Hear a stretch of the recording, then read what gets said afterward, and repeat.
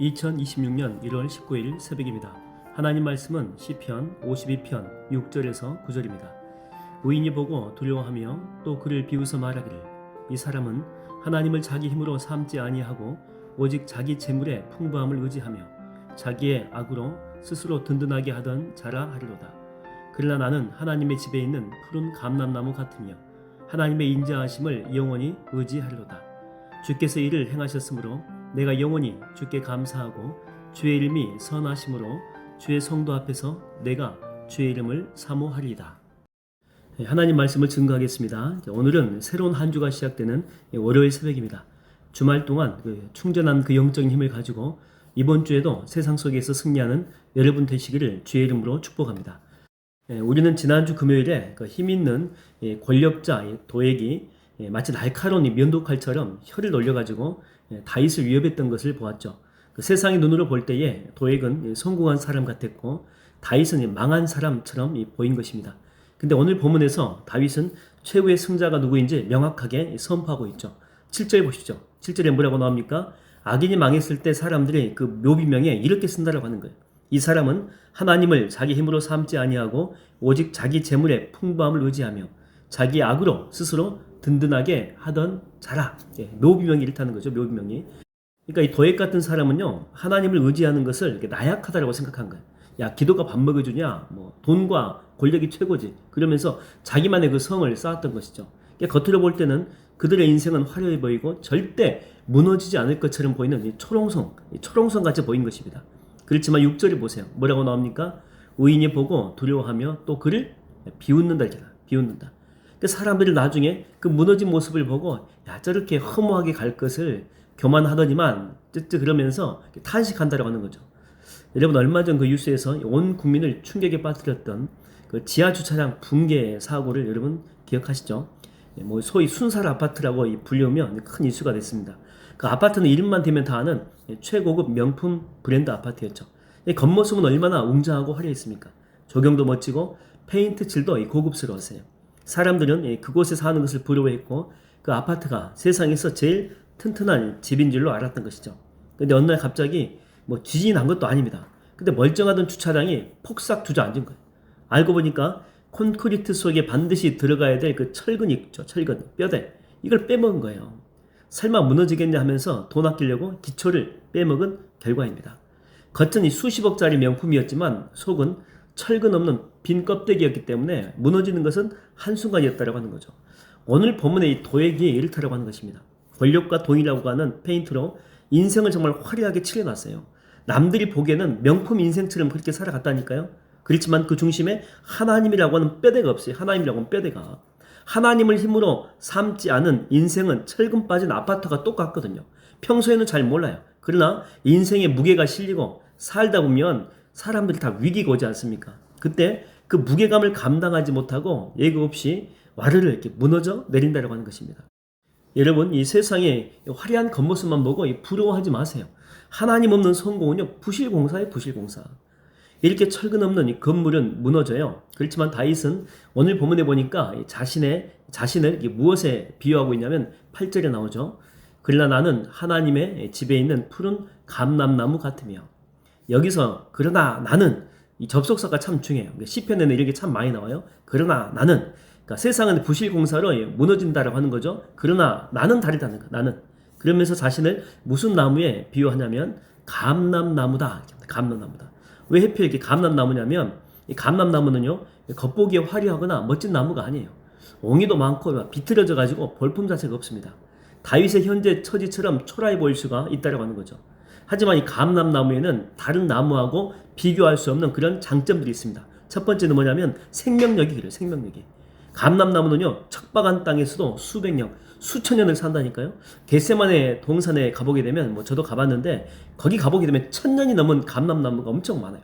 2000년 된 이 감람나무도 있다니까요. 그러니까 예수님이 거기서 기도하실 때 기도의 모습을 지켜봤던 그런 감람나무가 지금도 있습니다. 수령, 생명력이 엄청 길죠. 두 번째는 사시사철 푸릅니다. 겨울이 와도 잎이 지지 않는다라고 하는 거예요. 푸르름이 계속 유지가 돼요. 세 번째는 가장 귀한 기름을 줘요. 감람유. 자기를 으깨어가지고 성전을 밝히는 등불에 쓰기도 하고 왕이 그 대관식 때 바르는 그 관유, 관유를 만들기도 하고 또 치료 재료도 있습니다. 정말 귀한 가치가 있다고 하는 거죠. 다윗의 고백이 바로 이런 것입니다. 저 도액은 화려한 건물 같지만 곧 무너질 것이다. 그러나 그에 비해서 나는 비록 들판에 비틀어진 나무 같지만 하나님의 집에 뿌리를 내리고 있기 때문에 영원히 푸르른 그런 감람나무가 될 것이다라고 하는 거죠. 여러분, 이게 바로 여러분들 하나님의 백성들의 정체성이라고 하는 것입니다. 월요일 아침에 거울 속에 내 모습이 피곤하고 초라해 보일지 모르겠습니다. 세상의 화려한 빌딩 숲 속에서 나는 작은 나무처럼 보일지 모르겠어요. 하지만 여러분이 지금 기도의 자리, 다시 말하면 하나님의 집에 뿌리를 내리고 있다면 여러분이야말로 가장 튼튼한 푸른 감람나무입니다. 감람나무가 이 푸른 잎을 유지하는 비결은요, 나무 자체의 능력이 아니죠. 8절 하반절에 보니까 뭐라고 나옵니까? 하나님의 인자하심을 영원히 의지한다. 하나님의 그 사랑하심을 영원히 의지한다. 그러니까 땅속 깊은 곳에 흐르는 하나님의 그 인자하심, 그 사랑이라고 하는 그 수맥에 뿌리를 댔기 때문에 가뭄이 와도 마르지 않는다라고 하는 것입니다. 그래서 다윗은 이 9절 말씀에 보니까 내가 영원히 주께 감사하고 주의 이름을 사모한다. 이런 고백을 하는 거예요. 찬양의 고백, 감사의 고백이 흘러나옵니다. 상황이 좋아져가지고 감사하는 게 아니죠. 내가 하나님의 집에 심겨져 있다는 그 사실 하나만으로도 감사가 막 터져 흘러 넘쳐 나오는 것입니다. 여러분, 세상은 자기 재물의 풍부함을 의지하면서 나는 든든하다, 나는 재산이 많다, 나는 건강하다, 이런 걸 자랑해요. 그러나 철근 빠진 건물이 얼마나 허망하게 무너지는지 우리는 봤지 않습니까? 여러분, 우리는요, 비록 가진 것이 적고 투박해 보여도 만군의 여호와 하나님의 집에 뿌리를 내린 푸른 감람나무들입니다. 여러분이 다 감람나무들이에요.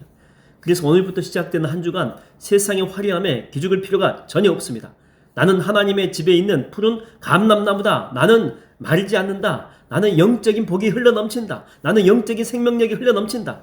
이런 자부심을 가지고 여러분의 삶의 현장에서 예수 그리스도의 향기와 기름을 흘려보내는 복된 하루가 되기를 주의 이름으로 축원드립니다.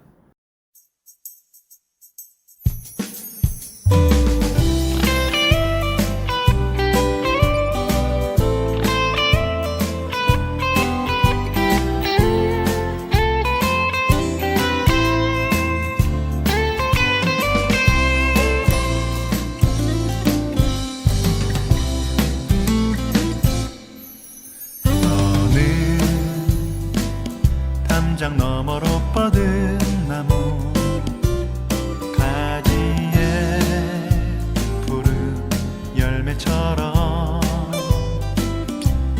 하나님의 귀한 축복이 삶에 가득히 넘쳐날 거야.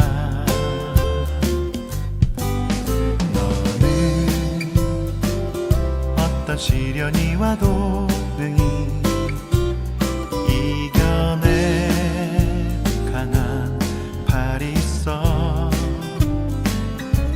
전능하신 하나님께서 너와 언제나 함께 하시니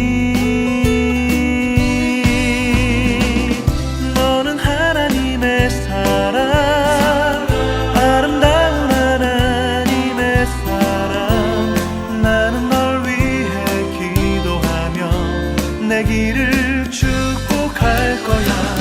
너는 하나님의 선물, 사랑스러운 하나님의 열매, 주의 품에 꽃 피운 나무가 되어줘.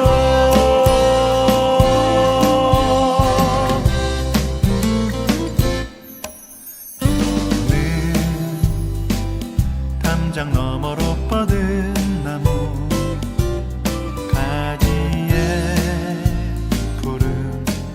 처럼 하나님의 귀한 축복이 삶에 가득히 넘쳐날 거야. 너는